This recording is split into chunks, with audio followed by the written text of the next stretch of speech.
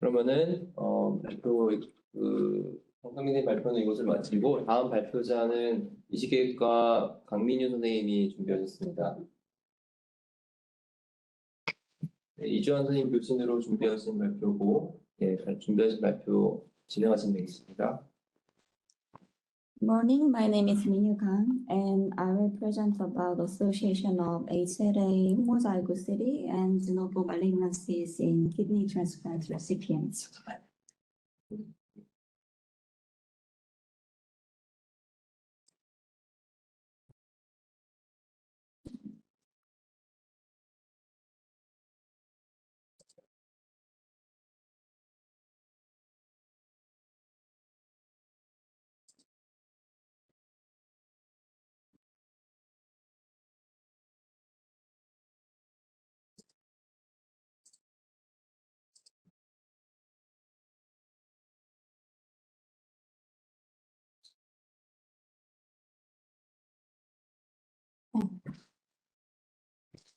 Let me start with a brief introduction. The human leukocyte antigen HLA complex located within the major histocompatibility complex on chromosome 6p21.3 plays a crucial role in presenting antigens to the immune system. The MHC region is characterized by an enrichment of key immune genes and can be divided into three sub-regions. The HLA class 1 region, which includes genes essential for the induction of direct CD8 T cell cytotoxicity, and the HLA class 2 region, including genes important for the generation of CD4 helper T cell responses, and the class 3 region, which contains non-HLA genes implicated in inflammatory responses, leukocyte maturation, and the complement cascade, among others. As you may know, because humans have two sets of alleles at a specific HLA gene locus, the condition where these two alleles are different is referred to as HLA heterozygosity. Conversely, when the alleles are the same, it is referred to as HLA homozygosity. The homozygosity at HLA loci may lead to reduced immunosurveillance and increased risk of malignancy.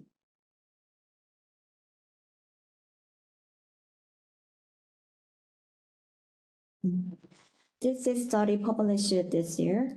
The research conducted a comprehensive analysis using UK Biobank data to investigate the relationship between HLA diversity and the risk of 25 different types of cancer. The findings of the study revealed several interesting associations. Individuals with diversity in both HLA class 1 and class 2 had a lower risk of developing non-Hodgkin lymphoma, and the risk of Hodgkin lymphoma was primarily linked to low diversity in HLA class 1.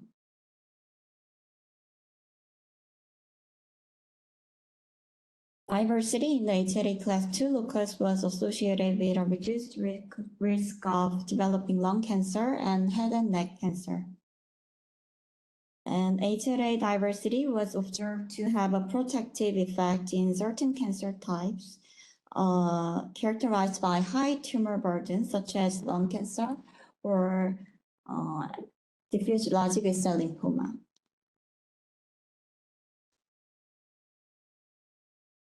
Furthermore, there have been studies indicating that HLA heterozygosity reduces the risk of colorectal cancer and increases the risk of hepatitis B virus-associated hepatocellular carcinoma.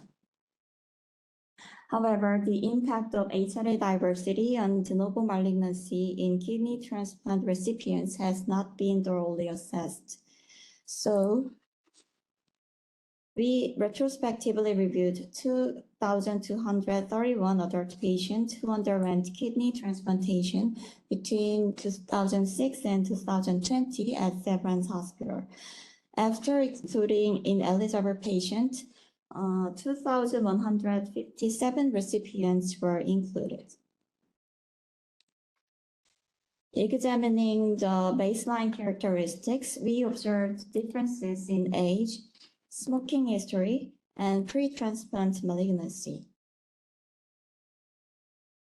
Among HLA homozygosity cases, there was noticeable differences in malignancy rates when B allele homozygosity was present. During a median follow-up of 99 months, a total of 184 patients were diagnosed with de novo malignancy after kidney transplantation. De novo cancer types were predominantly lunar cell carcinoma, with a notable observation that not only major cancer types, but various rare cancers, including post-transplant lymphoproliferative disorder, or skin cancer, multiple myeloma, and Kaposi sarcoma were also quite prevalent. The study showed that patient survivor in the presence of de novo malignancy had a lower 5-year survival rate compared to non-malignancy cases. However, there was no significant differences in death-censored graft survivor between the malignancy and non-malignancy groups. When comparing malignancy-free survivor by age groups, it was found that older age was associated with lower malignancy-free survival rates. Even in cases of HLA-B homozygosity, a significant difference in malignancy-free survival was observed. Furthermore, in order to conduct a risk analysis considering events prior to cancer development, such as rejection treatment or immunosuppressive drug use, we employed a nested case control study design using a single center KT cohort.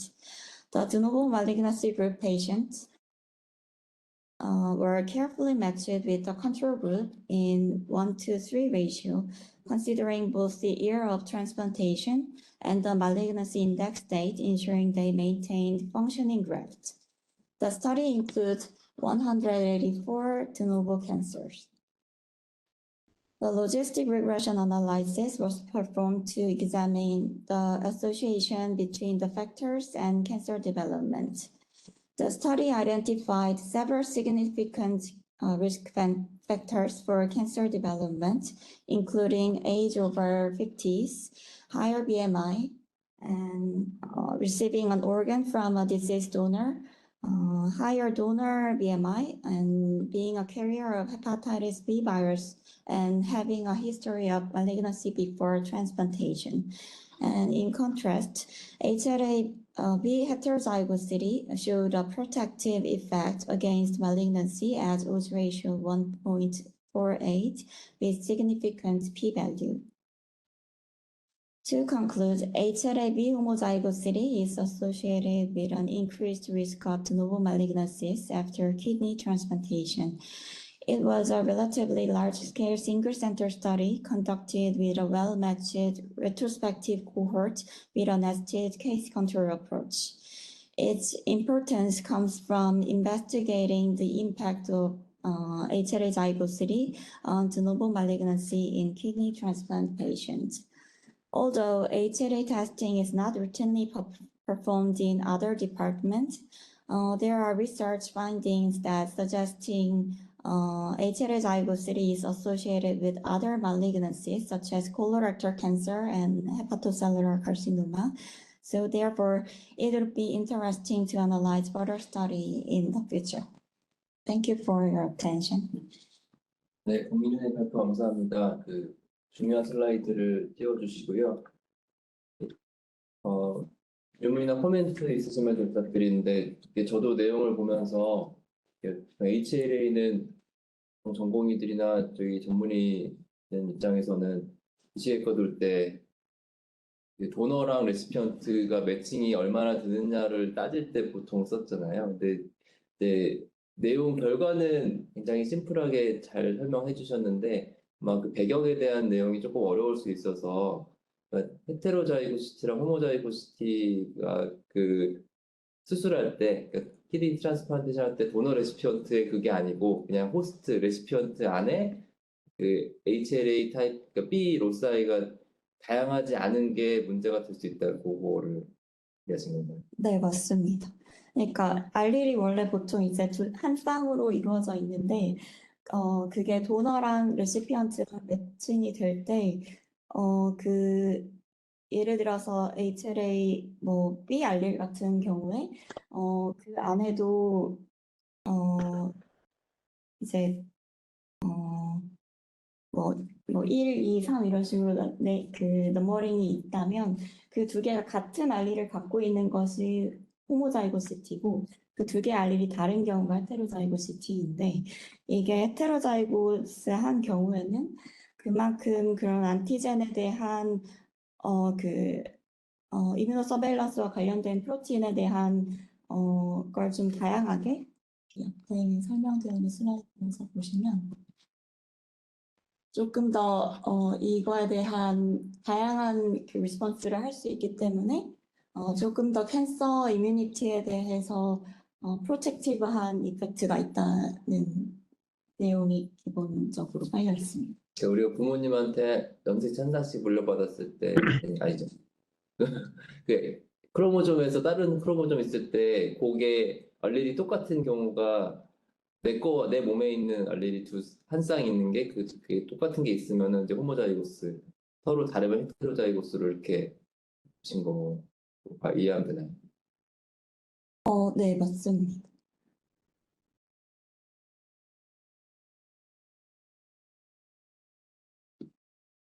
혹시 다른 질문이나 저기 이주환 교수님 계실 텐데 코멘트 있으시면 부탁드리겠습니다. 예, 이주환입니다. 이게 좀 급하게 연락을 해서 사실은 너무 스페시픽해가지고 이 주제를 할까 새로운 걸 다시 만들어야 되나 하다가 일단은 이 주제로 진행을 했는데 임경 교수님 얘기하셨듯이 임경 교수님도 사실은 수아이식 하시지만 낯설 수 있을 만큼 좀 생소한 얘기인데 결국에 이제 백그라운드는 제가 사실 이걸 이제 기초하시는 카이스트 신희철 교수님이랑 뭐 여러 가지 브레인스토밍 하다가 나온 주제인데 결국엔 어떤 질병, 뭐 심혈관 질환이든 암이든 뭐 이식에서 거부 반응이든 결국에 이제 호스트가 넌셀프를 인지를 할 때 뭔가가 발생이 되는데 허머자이거시티 같은 경우는 뭐 쉽게 얘기하면 HLA가 뭐 1, 35 이렇게 나는데 HLA A11, 뭐 B22 뭐 이렇게 똑같은 숫자가 이제 중복되는 거라고 생각하시면 되는데 이 사람들은 평생 이게 태어날 때부터 셀렉션을 자기 하나, 그러니까 두 개를 원래는 인지를 해서 다양한 면역학적인 반응을 보여야 되는데 하나만 되니까 남들에 비해서 훨씬 더 제한된 서베일런스 기능이라든지 이뮨 펑션을 갖고 있는 거라서 다른 그런 패소젠, 그뭐 암이 됐든 아니면 인펙션이 됐든 이런 거에 더 취약할 수 있지 않을까라는 생각에서 시행이 된 거고 사실 이게 이제 파퓰레이션 레벨에서 볼 때, 그러니까 막 몇백만 명씩 놓고 하는 그 UK 스터디나 이런 데는 조금 더 의미가 있을 수 있는데, 페이션트 레벨에서는 무슨 좀 굉장히 좀 적은 의미를 갖지 않나 했는데, 저희들이 뭐 한 2,000명 정도 되는 자료로 이식 환자에서 했을 때도 이런 유의미한 결과를 얻어서 사실은 환자를 볼 때 저희들이 매칭만 신경을 쓰지 리시펜트 자체가 갖는 HL의 의미에 대해서는 생각을 굉장히 덜 했었는데 이런 거에서도 향후에는 좀 맞춤 치료 개념으로 호모자이거시티가 있을 때는 뭐 캔서 서베일런스를 조금 더 자주 한다든지 이런 것들이 필요할 것 같고 뭉뚱그려 다 고용암을 대체로 했는데 이게 N수가 더 많아지면 뭐 파워를 얻을 수 있겠지만 사실은 이렇게 신장 이식이라는 제한된 거에서 더 의미를 확장하기에는 조금은 무리가 있을 수는 있을 것 같습니다. 대장문외과 이용주입니다. 혹시 질문해도 될까요? 예, 어쨌든 그 HLA 헤테로자이고시티가 있을 때 아무래도 뭐 이민 리스폰스가 더 브로드하게 일어날 수 있고 따라서 이민 서밸런스 된다는 것들은 좀 어느 정도는 알려져 있는 내용인 것 같고 아무래도 KT한 환자의 코호트에서 아무래도 HLA 다 타이핑이 돼 있고 그 환자를 대상으로 했다는 것이 조금 노블티가 있을 것 같은데 제가 하나 궁금한 거는 제가 이제 다른 연세대학교 김상호 교수님이 뭐 취재 데이터 바탕으로 해서 했던 논문에 잠깐 참여할 기회가 있었는데 그때 당시에 제가 기억하는 데이터 결과로는 RCC의 경우에는 오히려 호모자이고시티였을 때 오히려 더 이뮨 서밸런스가 더, 그러니까 더 불리한 쪽으로 아니, 죄송합니다. 그러니까 헤테로자이고시티가 오히려 있을 때 더 캔서가 더 잘 생기는 걸로 원래 나왔었던 걸로 제가 기억하는데, 여기서도 코어티에서 RCC가 제일 많았던 것 같은데, 혹시, 그러니까, 정확히 말하면 CC-RCC이긴 했는데요. 근데 혹시 그렇게 이 RCC가 많이 포함됐는데, 기존의 TJ 데이터와는 조금 다른 반대 결과가 나온 것을 혹시 어떻게 해석하실지 조금 여쭤보고 싶습니다. 일단은 첫 번째로는 저희가 그 RCC가 ESRD 환자에서 굉장히 다빈도 질환 중에 하나인데 이미 시스틱한 걸 갖고 있다가 나중에 발생되는 것들이 있는데 저희들이 그 제너럴 파퓰레이션에서 봤을 때와 이런 거의 차이는 백그라운드가 조금은 차이는 있을 수 있을 것 같습니다. 근데 또 하나는 저희들이 이제 멀티플한 캔서 히스토리가 있을 때는 제일 처음 나오는 캔서 기준으로 진단명을 저희가 뽑아놔서 일단은 RCC가 많은 것들은 KT 환자 대상이기 때문에 당연할 수는 있는데 이게 그 바이올로지컬하게 그 이용준 교수님 말씀하신 거랑 매칭 여부는 뭐 전혀 저희가 다른 질환을 다루는 건 아니지만 조금은 이 서베일런스 방식이라든지 이 환자가 가진 백그라운드의 차이가 있을 것 같아서 암종에 대해서까지 조금 분류를 해보는 욕심은 있었는데 사실 제가 다른 레지스트리 데이터로 해봤는데 문제는 레지스트리 데이터는 암 등록이 제대로 안 되는 경우가 굉장히 많아서 제가 이거를 구현하는데 조금 한계가 있어서 사실 이제 이 데이터를 가지고 다른 센터라든지 다른 장기 이식 코호트로 조금씩 제가 한번 확장을 해봤는데 아직은 동일한 결과는 아직은 얻지는 못한 상태입니다. 근데 이것들은 다 센터마다 또는 이제 이식 종류마다 어떤 서베일런스 프로토콜이라든지 이런 게 조금 더 차이가 있지 않을까 싶고 말씀해주신 RCC 관련된 부분 제가 따로 서브 분석을 한번 더 해보면 더 좋은 결과가 나올 것 같습니다.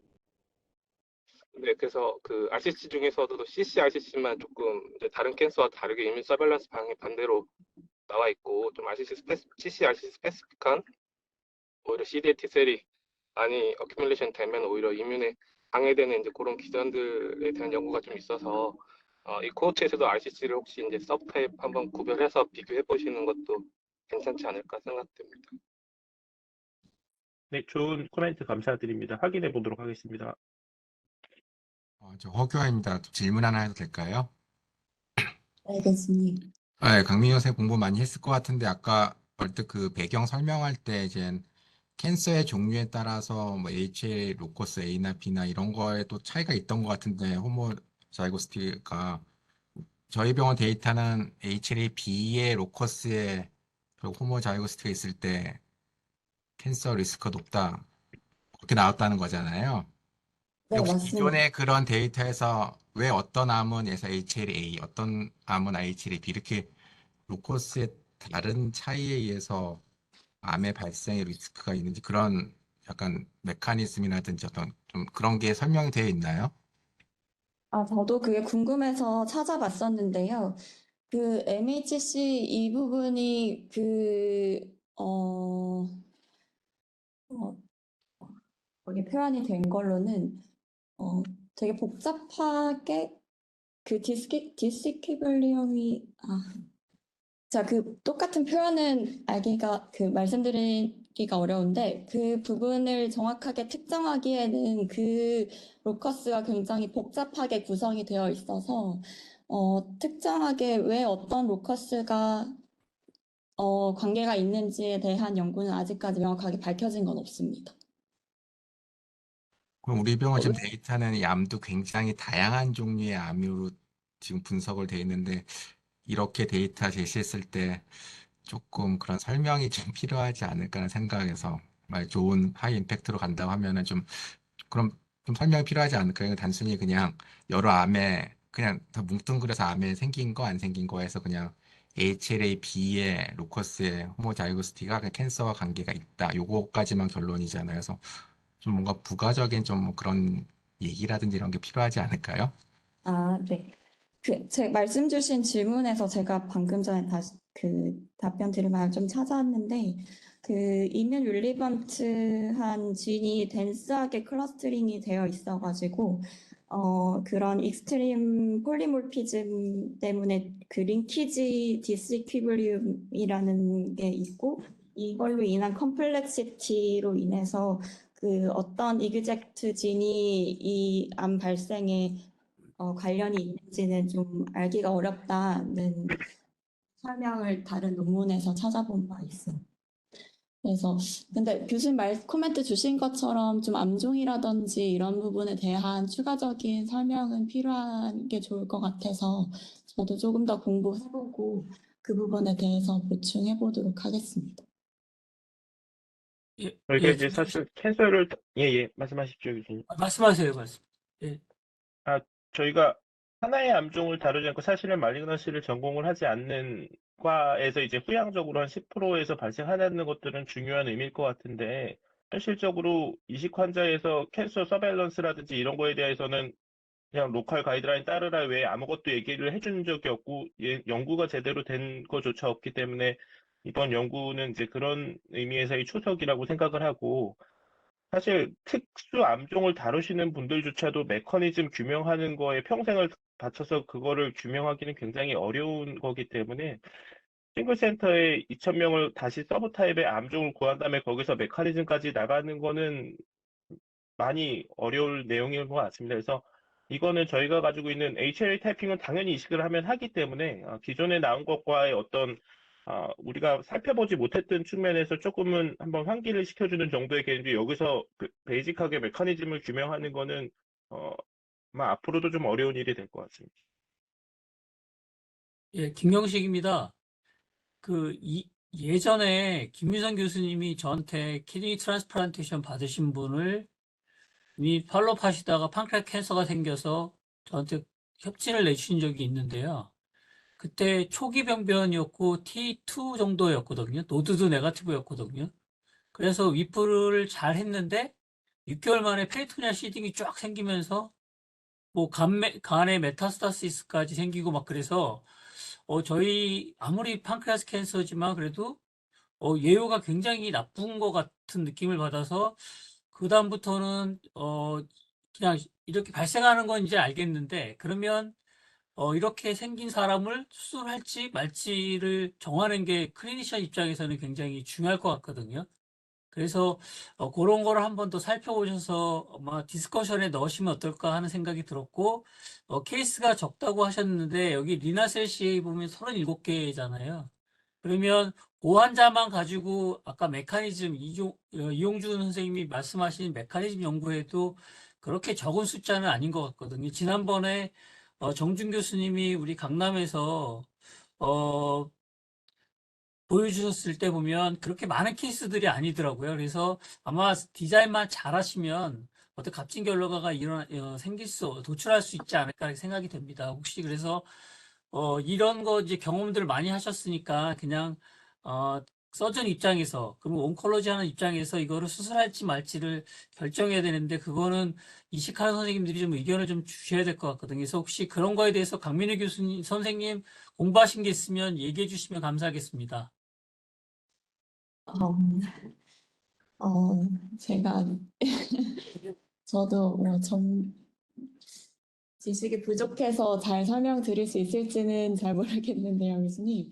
일단 이식을 받은 환자 같은 경우에는 면역 억제제를 사용하고 그런 면역 억제제 중에서도 뭐 CNI 같은 경우에는 그런 캔서를 더 일으킬 수 있는 그런 부작용이 있기 때문에 아무래도 이식 환자에서 초기 단계라 하더라도 그런 암이 진단된 경우에는 조금 더 서베일런스를 잘 하고 해야 되지 않을까 하는 생각은 있고 뭐 수술의 결정이라든지 이런 부분까지는 사실 저는 그 분야의 전문은 아니어서 설명드리기 어려울 것 같습니다. 찾아본 부분은 그 부분에 관련해서는 좀 부족해서 예, 감사합니다. 네, 추가로 코멘트 드리자면 저희가 체크포인트 이니비터나 이런 것들이 사실은 굉장히 이식 쪽에서도 화두긴 한데 쓰면은 거부 반응이 워낙 많다고 알려져 있어서 뭐 이런 부분은 저희들도 아마 케이스가 쌓일 거기 때문에 조금 더 공부해 볼 수 있도록 하겠습니다. 지금 띄워놓으신 표에는 레날셀 C가 제일 많다고 되는데 제가 궁금한 건데 저게 네이티브 키드니에 생기는 것과 트랜스플란티드 키드니에 생기는 걸 다 포함한 거를 저렇게 봐야 되는 건가요? 네, 맞습니다. 그냥 르널셀 칼시노마가 진단된 경우는 다 그 드노브 캔서에 포함이 되어 있습니다.